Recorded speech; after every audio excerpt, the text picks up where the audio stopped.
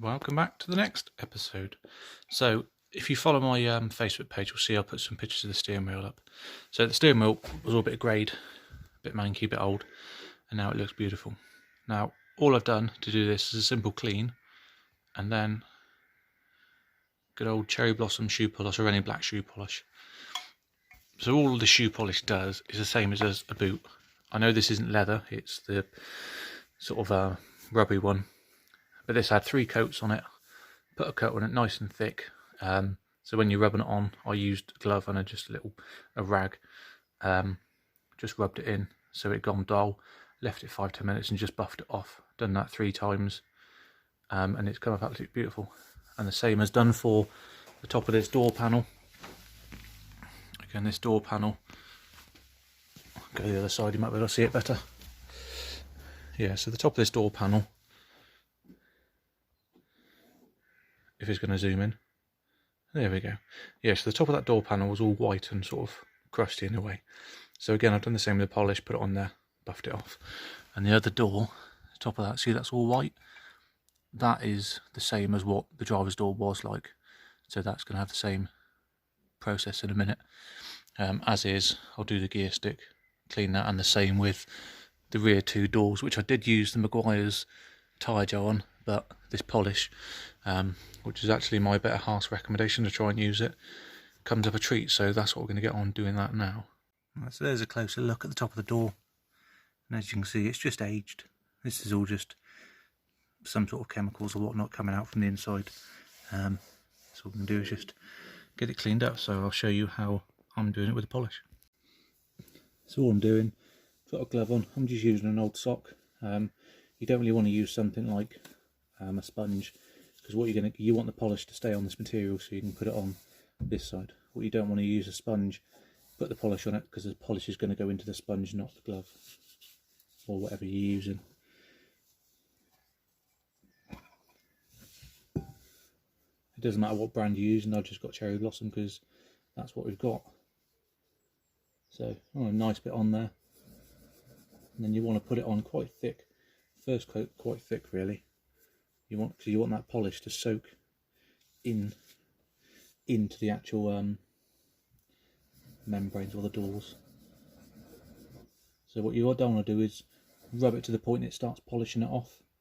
You'll see it'll go matte, and if you keep going, it will start to polish itself, which you don't really want. You want it to leave it on there so it can soak in nicely.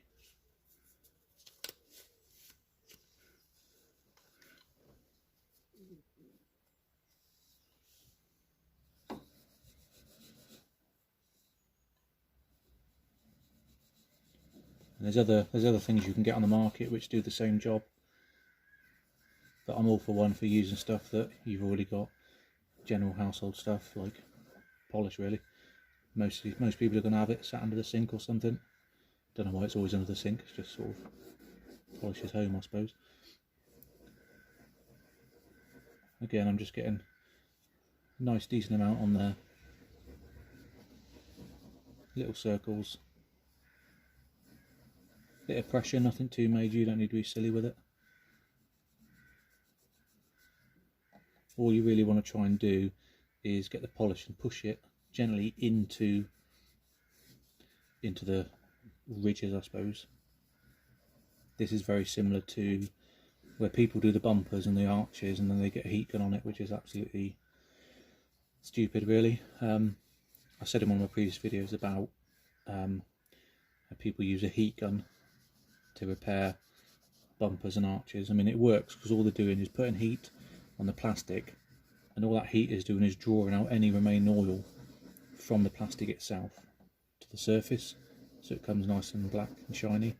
But all that will do was end up, when it fades again, the plastic will end up becoming brittle, because plastic's generally an oily material anyway.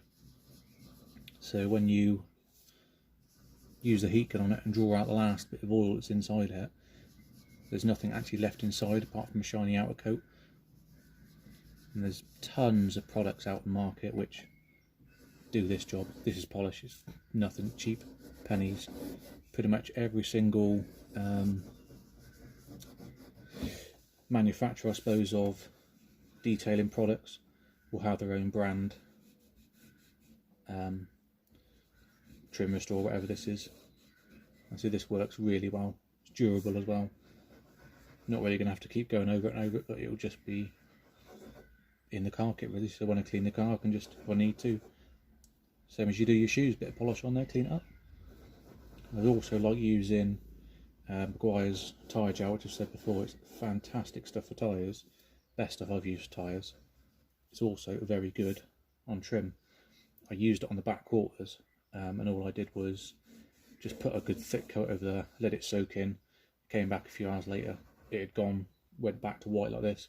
Put another coat on there a couple of times and it started to go black. So all you're doing is letting the polish or whatever compound you're using absorb itself back into the actual door. So I'll do that much. What we'll do then, because this will be alright to buff off, and all I'm just using, this is an old drying towel, just gently, so I can still feel that quite rough, just because the nature of what it is. So I'm not putting any pressure on it, I'm just gently. You can see already that's coming up beautifully.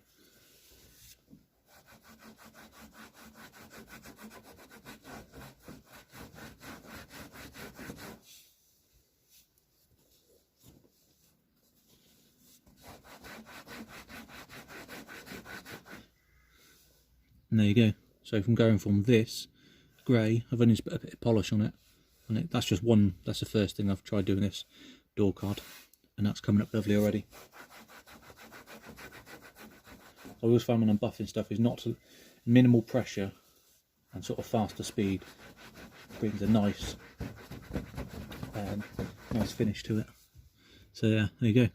So when you come to the point to buff the polish off, what you want to do, if you think it's ready and you're buffing it and you're getting polish come off, it's not ready. So you've got this patch here. Yeah, so all I've done is lightly rub it with my finger and it's starting to come off. So that's what you want. Get to that point. You should be doing gentle, no pressure on it. It shouldn't be sticking. Just nicely buff off like so. So I'll just buff that door off and then we should be finished with it. So, as you can remember, steering wheel's done, top of the door's done there. I've done the gear knob, and then, there you go.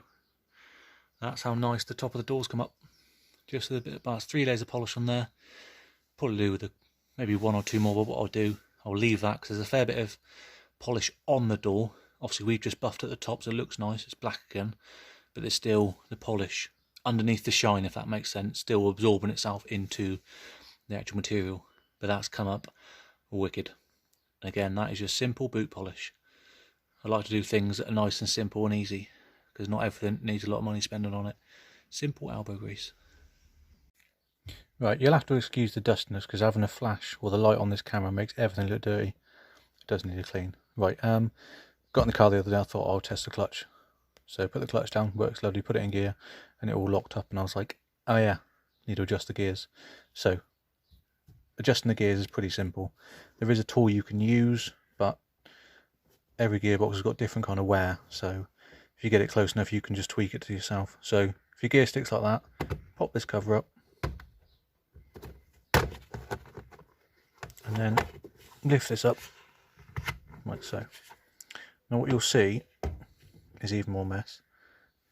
There's a bar here which is a yellow sort of slider, which is where you do the reverse. Now what you want is the gear stick in between 3rd and 4th gear at approximately sort of literally in the middle of that, just down pretty much in the position it's in now. So you've got the length of that which goes up to there. So if we go from the top, so that's probably the width of that, just over halfway, sitting about there, and probably about 10 to 15 mil away. Now you want to hold that there, hopefully if you have another pounds, but it doesn't matter if you don't. Hold that there, and then let's go into the engine bay and show you the next bit. So all the gear linkages are on like that, pretty self-explanatory. But the bit you want to look at is that clamp there. Now that clamp is what changes all the gears. So with the gear stick as it was on the inside, this bolt there, if you crack that off slightly, ideally if you get a starting point, the end that's poking out from there to there, measure it, you want about between sort of 12 and 15 mil sticking out from there. So if you get that sort of area measurement, nip that nut up, go back inside the car with the engine off, just put the clutch in, and you should be able to select all gears easily. And should hear it nice go first, second, third, fourth, and then into fifth, and then reverse as well. If you can't do that, come back, loosen that clamp off, and either move it forward or move either forward or backwards, depends whether you're looking at it. Either want to move that rod back in a fraction or out a fraction. So once that's adjusted right, we'll go back in the car now and I'll show you what it should feel like. Right, so if you've got that adjusted right, engine off, foot on the clutch, first, second, third, fourth, into fifth, knock it out, down, cross, into reverse. Now if you can do all that with those gears with the engine off, just the clutch down, then the gear alignment is going to be pretty much spot on once it's up and running. Because once the engine's running, the gearbox is moving around, the gears will naturally select smoother and nicer because they're covered in oil and you've got the motion going through it. If you're struggling with that, like I say, if it's not smooth, or if you do get to the point you're driving it and it is a bit notchy again, just again, put that back where it should be in that gap there, loosen the clamp up at the front and just move it in and out, only take a 1 or 2 millimeters to suit yourself. Like I say, every gearbox is going to have different wear in it. The bit pins and bushes in the bottom of here, the selector, and the ones at the bulkhead in the engine bay are going to have various amounts of wear in them. So it's to sort of get it to one position and then tweak it to how you like it. So we've done some interior bits, cleaned it up nicely, gear selector's all done. Tomorrow I shall be collecting some bits from Dubstock, which will be going on down there. So tune in for that one once I get those on. And I've also just found the aerial again, the iconic 16 valve roof aerial. So plop that on there. Car is looking lovely. So see you next time. Cheers.